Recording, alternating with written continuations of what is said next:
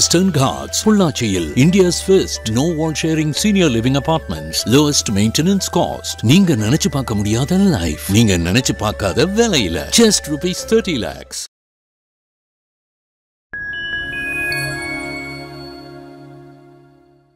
Fine time வீடியோட explain நிகழ்ச்சியில் நான் உங்கள் வினோத் ராஜா. கரூரில் ஏற்பட்ட ஒரு கூட்ட நெரிசல் சிக்கி 41 பேர் பலியான சம்பவங்கிறது தமிழ்நாடு மட்டும் இல்லை, உலக அளவில் ஒரு பெரிய தாக்கத்தை ஏற்படுத்தி இருந்துச்சு. இது தொடர்பான வழக்குகள் மதுரை உயர்நீதிமன்றத்தில் தொடுக்கப்பட்டிருந்தது. சென்னை உயர்நீதிமன்றத்தில் இந்த வழக்குகள் விசாரணைக்கு வந்ததில் இருவேறு விதமான தீர்ப்புகள் இதில் வந்ததை தொடர்ந்து தாவேகா தரப்பில் விஜய் அவர்களுடைய தரப்பில் உச்சநீதிமன்றத்திலையும் வழக்கு தொடுத்திருந்தாங்க. சென்னை உயர்நீதிமன்றம் கொடுத்த வழக்கினுடைய தீர்ப்பின் அடிப்படையில் சொல்லி பார்த்தோம்னா, விஜய்க்கு தலைமை பண்பே இல்லை அப்படிங்கிற ஒரு விமர்சனத்தை ஒரு நீதிபதி வச்சிருந்தது டோட்டலாக நீதிபதிக்கு எதிரான ஒரு விமர்சனங்கள் சமூக வலைதளங்கள் பெரிய அளவில் பேசப்பட்டது. ஒரு தீர்ப்பின் அடிப்படையிலேயோ ஒரு வார்த்தைகளை பிரயோகிப்பதிலோ நீதிபதிகளுக்கு கொடுக்கக்கூடிய ஒரு தீர்ப்பில் இது போன்ற விமர்சனங்களை வைக்கிறது சரியா அப்படிங்கிற கருத்து பரவலாகவே பேசப்பட்டிருந்தது.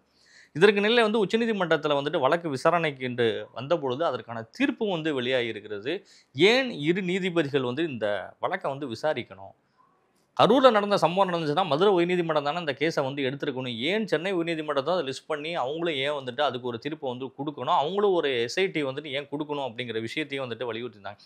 தமிழ்நாடு அரசாங்கம் ஏற்கனவே உடனடியாக அருணா ஜெகதீசன் தலைமையிலான ஒரு குழுவை இம்மிடியட்டாகவே அவங்களும் அமைச்சிருந்தாங்க.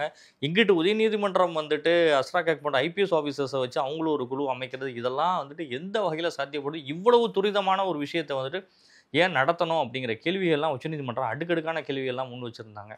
ஏற்கனவே பன்னீர்செல்வம் என்பவர் தொடர்ந்து அந்த வழக்கினுடைய இதை பார்க்கும் பொழுது அவங்களுடைய குடும்ப உறுப்பினர்களுக்கே தெரியாமல் பணத்திற்காக தான் அவர் வழக்கு தொடுத்திருக்கிறார் அப்படிங்கிற விஷயத்தை அவருடைய மனைவி காணொலி வாயிலாக பேசியதன் மூலம் வெளிவந்திருக்கு. செல்வராஜிடமிருந்து பெறப்பட்ட ஒரு கையெழுத்து அப்படிங்கிறது அதிமுகவினர் பெற்றதாக சொல்லப்படுகிறது. ஆனால் அவருக்கே என்னங்கிறதே தெரியாமல் நான் கையெழுத்து போட்டேன்னு அவர் ஒரு ஸ்டேட்மெண்ட்டை வேற கொடுத்துட்டு இருக்கார். கரூர் சம்பவத்தை மையப்படுத்தி நடந்த விஷயங்கள் எல்லாமே மர்மமான முறையிலே ஒவ்வொரு இடங்களையும் தொடுக்கப்பட்டே இருக்கிறது. ஆனால் உச்சநீதிமன்றத்தினுடைய இந்த தீர்ப்பானது இன்று மகேஸ்வரியினுடைய அஞ்சாரியா இவரு அடங்கிய அமர்வு இன்னைக்கு கொடுத்த தீர்ப்பு ஒரு முக்கியமானதாகவும் விஜயினுடைய அடுத்த கட்ட அரசியல் பயணத்திலையும் ஒரு முக்கியத்துவம் வாய்ந்த ஒரு தீர்ப்பாகவே பார்க்கப்படுகிறது. அவர்கள் கேட்ட சிபிஐ விசாரணைக்கு உச்சநீதிமன்றம் ஆணை பிறப்பித்துள்ளது. உச்சநீதிமன்றத்தோட ஆணையினுடைய அடிப்படையில் ஒரு முன்னாள் நீதிபதி ரஸ்தோகியுடைய தலைமையில் தான் இது இந்த குழு அமைக்கப்படும். இருவர் ஐபிஎஸ் அதிகாரிகள் அதில் இருப்பார்கள். அவர்கள் தமிழகத்தை சேர்ந்தவர்களாக இருக்க மாட்டார்கள்னு சொல்லி ஒவ்வொரு விஷயத்தையும் ரொம்ப கிளியர் கட்டாகவே உச்சநீதிமன்றம் கொடுத்துருக்கிறது. இது திராவிட முன்னேற்ற கழகத்திற்கு ஒரு பெரிய பின்னடைவா அப்படின்னு சொல்லி பார்த்தா பின்னடைவாக தான் கருதப்படுகிறது. இங்கே ஒரு வழக்கு அங்கே ஒரு வழக்கு என்று ரொம்ப வேகமாக முன்னேறி வழக்குகள் பதியப்பட்டிருந்தாலும் தாவேகா ரொம்ப நாட்களாக அந்த கரூர் சம்பவத்திற்கு பின்னால் ஏறத்தாழ ஒரு 15 நாட்களாக அமைதியாக இருந்த தாவேகாவிற்கு தற்போது இந்த தீர்ப்பின் மூலம் தாவேகாவினர் வெளியில் பேசுவதற்கான ஒரு வாய்ப்பாகவே இது அமைஞ்சிருக்கு. இந்த தீர்ப்பை வரவேற்று பல அரசியல் கட்சிகள் இன்னைக்கு பேசிட்டு வராங்க.